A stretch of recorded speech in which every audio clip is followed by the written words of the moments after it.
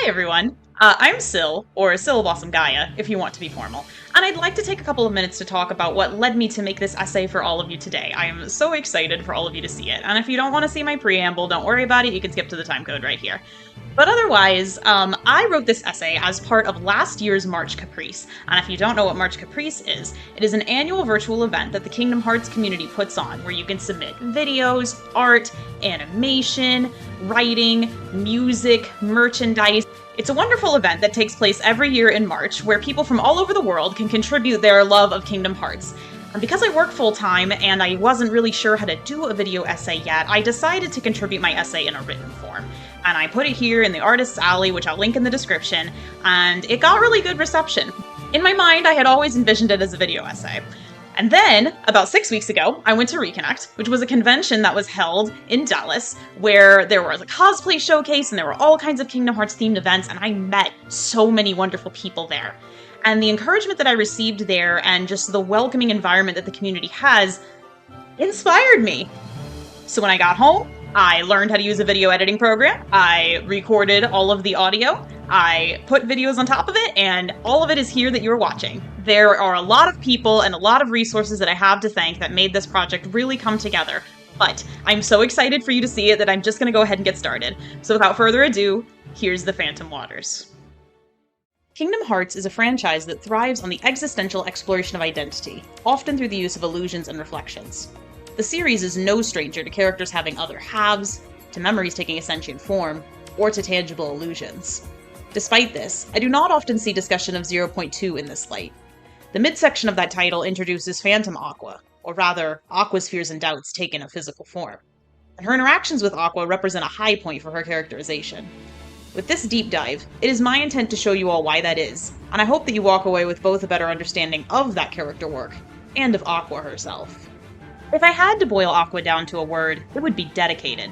From the moment we're introduced to her in BBS, she is dedicated to her mission to become a Keyblade Master. Once she becomes one, she devotes herself to protecting her friends and all of the worlds from the influence of darkness. She holds these duties sacrosanct, and they're the driving influence behind everything she does. This comes to a head in the aptly named Return My Friend's Heart scene in the final episode, with the bold declaration, "My name is Master Aqua. Now return my friend's heart, or pay the price!" Right here, hidden under the covers of my bed at 16 years old, having finally made it to the conclusion of this game that I love so much, my heart pounding in time with the heavy beat of dismiss, I knew that I encountered a truly special character. As I fought off Terranort and the music swelled, I was struck by how clearly Aqua was able to state who she is, what she's capable of, what she wants, and the means she will take to get there. It was these traits that cemented who Aqua is in my mind, and these are the things that draw me to her again and again, whether as a muse for my idle doodling in school, or as the subject of this very essay. 0.2 presents a characterization opportunity that the development team used successfully. When Aqua's central driving force is her duty as a master and her dedication to her friends, what will she do when she is stripped of both of those things? Trapped alone in the realm of darkness, Aqua talks to herself frequently in this entry, which allows us to take a deep dive into Aqua's mind and heart. 0.2 is a highlight of the Kingdom Hearts franchise as a whole, and most especially in the journey of Aqua as a character, because of how effectively it serves as a character piece for her. While Aqua is best described as unwavering in her duties and to her friends, 0.2 turns these themes on their head by focusing instead on Aqua's overwhelming sense of isolation and solitude, and her persistent feelings of having failed. This is best exemplified by the inclusion of Phantom Aqua, whose interactions with Aqua allow for a far greater degree of introspection than we have seen in the series before or since.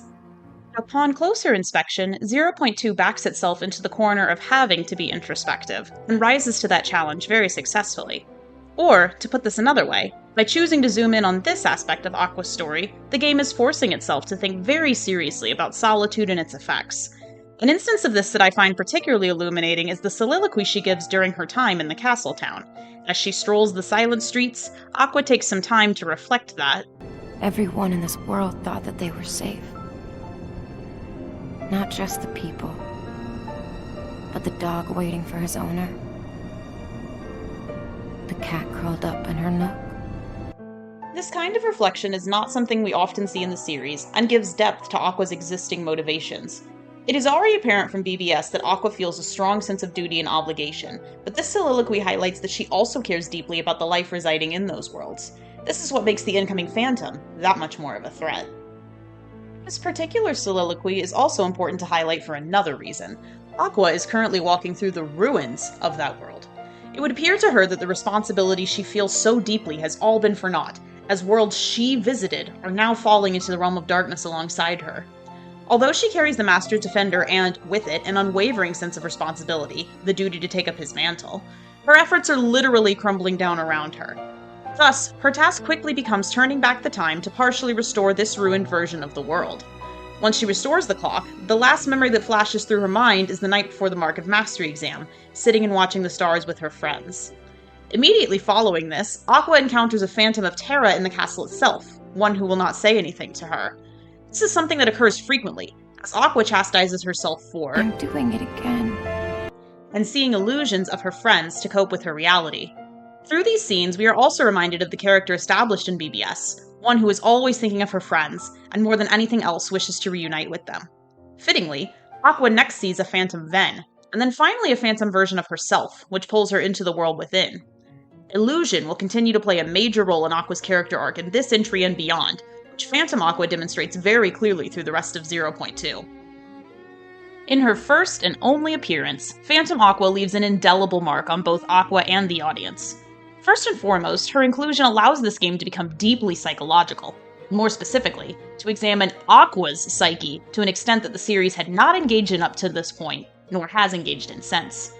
One of the things that she says to Aqua as the latter tries to solve the traps of the world within is, Your bonds of friendship only tie you down. At first, it may seem like the taunting of a generic villain, an attempt to catch Aqua off her guard. However, when we consider that she is possibly a figment of Aqua's imagination, a character that Aqua explicitly refers to as The weakness in my heart. this line becomes so antithetical to Aqua's character that it is actually alarming. The entire reason that Aqua is in the realm of darkness in the first place is because of her intense desire to protect her friends, famously sending her armor and Keyblade with Terra in hopes of helping him escape at the conclusion of BBS. Phantom Aqua declares this devotion a weakness of Aqua's, which perhaps suggests that deep down in her heart, Aqua feels as though she would be more powerful without her attachments to the realm of light or to her friends. The darkness is creeping into her heart enough that she is beginning to forget who she is and the importance she places on those around her. Perhaps another effect of her decade of solitude. This is further compounded by another of the Phantom's musings. No one can save you, and no one wants to. As previously mentioned, solitude and its effects are a major theme of 0.2, and here is where we see that really start to shine. In a way, this can be interpreted as Aqua attempting to cope with the reality that, deep down, she knows that not only will her friends not save her, but she feels like it is her fault that they can't. And even if they could, why would they want to? She has failed them. She failed Ven by hiding him away and not being there to wake him up, in her view. And she failed Terra because even though he returned to the realm of light as a result of her sacrifice, his heart remains out of her reach because of Xehanort's corrupting influence. In fact, when Aqua later encounters the real Terra at the Forest of Thorns, she asks if it is the real him. And not the weakness that's in my heart, playing more tricks. Aqua had previously referred to her phantom by the same phrase, and through her encounters with her, Aqua is now interpreting even the true versions of her loved ones as weakness. With this simple repetition, 0.2 is accomplishing phenomenal, yet subtle, character work with Aqua, showing how her heart has begun to harden. Aqua could be interpreting her extended stay in the realm of darkness and the soul-crushing solitude that comes with it as a punishment for her failings, another significant reflection of her character. By the end of 0.2, even though she triumphs over the Demon Tide with Mickey and helps him succeed in closing Kingdom Hearts, The darkness has found the cracks in my heart. explored thoroughly via the inclusion of Phantom Aqua, have eaten away at the woman introduced to us in BBS. Or as we once saw a woman powered by her friendships and her sense of duty, we now see someone who feels lonely and abandoned. Worse still, she feels as though she failed both her duties and herself. She does not want to be weak, and she does not want to fail. She wants to uphold the responsibility that has been placed onto her. When she is forced in a place where she cannot do that, or perhaps more importantly, where she feels that she cannot do that, it should come as no surprise that her loneliness turned resentment would take on a life of its own, separate from Phantom Aqua, in the following entry to the series, Kingdom Hearts 3. Although this essay largely focuses on 0.2 and the phenomenal character work it does for Aqua, I wanted to take a moment to zoom in on Anti-Aqua in Kingdom Hearts 3, as well as its Remind DLC. Anti-Aqua presents an excellent way to follow up on the themes of isolation and subsequent despair presented by Phantom Aqua in 0.2. Put in that light, knowing how Aqua was already thinking and feeling about her situation perfectly sets up her transformation into Anti-Aqua in Kingdom Hearts 3, and further cements 0.2's importance and significance to the overarching narrative, and to Aqua's story in particular. As a recap, Aqua is quite literally stripped of her duty and the physical reminder of it at the end of 0.2, where she loses the Master's Defender when the Destiny Islands are restored. Sometime later, after the events of Kingdom Hearts 2, she encounters Ansem the Wise here as well, and learns of Sora's success in saving the worlds from destruction multiple times. Here, they are ambushed by Ansem, Seeker of Darkness, and despite having no Keyblade, Aqua attempts to fend him off, only to promptly be thrown into the seas of the Dark Margin.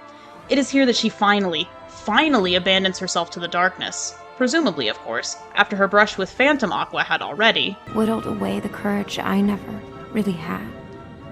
Most notably, Anti-Aqua herself describes the event as having been precipitated by Mickey. Abandoned me, that's what. Left me in this shadow prison for more than a decade. Those experiences make her eventual descent all the more powerful, and that moment would not have worked half as well had we not been privy to that struggle in 0.2.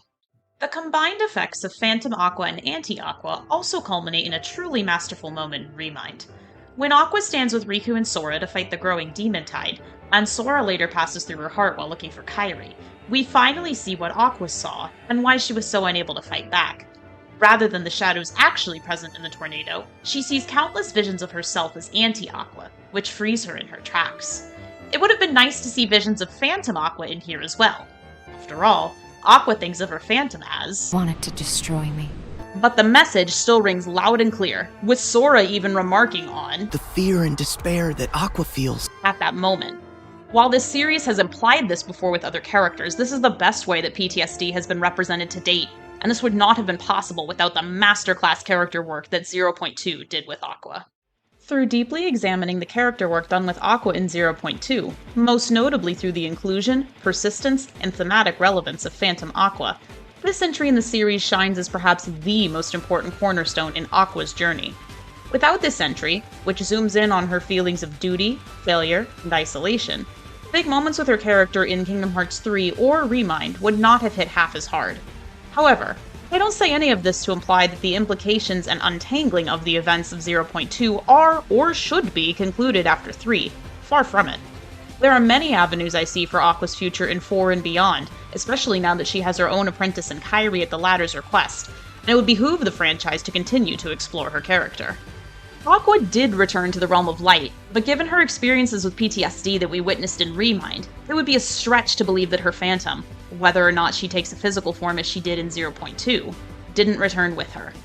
Though these are perhaps darker themes than what the series normally intends for, I'm on the edge of my seat to see how Aqua's character continues to be developed in the future, and I hope you are all just as eagerly looking forward to it as we continue down the road to Kingdom Hearts 4.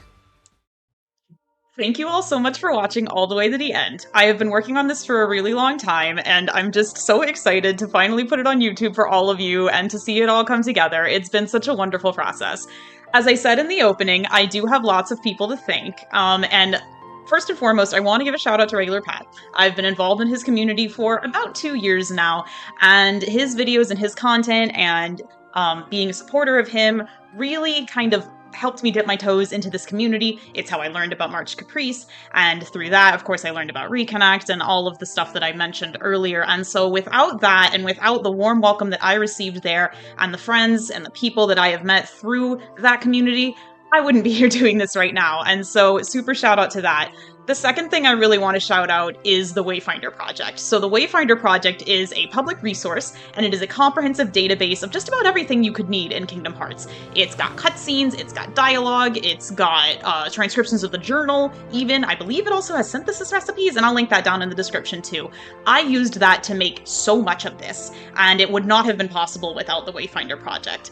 And the third thing I want to shout out is March Caprice is going to be happening again this March, and I plan on participating in it in a video form this time, right here on this channel. So stay tuned for all of that. I have a really great idea for March Caprice 4 that I'm so excited about. So thank you all so much for watching. I really appreciate it. I was nervous to make something like this for a really long time, but I finally found the bravery to do it, and now you're all here seeing what I have made. I'm really excited to keep talking with you all and showing you all of these other ideas that I have about not just Kingdom Hearts, but other series too. So thank you so much, and I hope you have a nice day.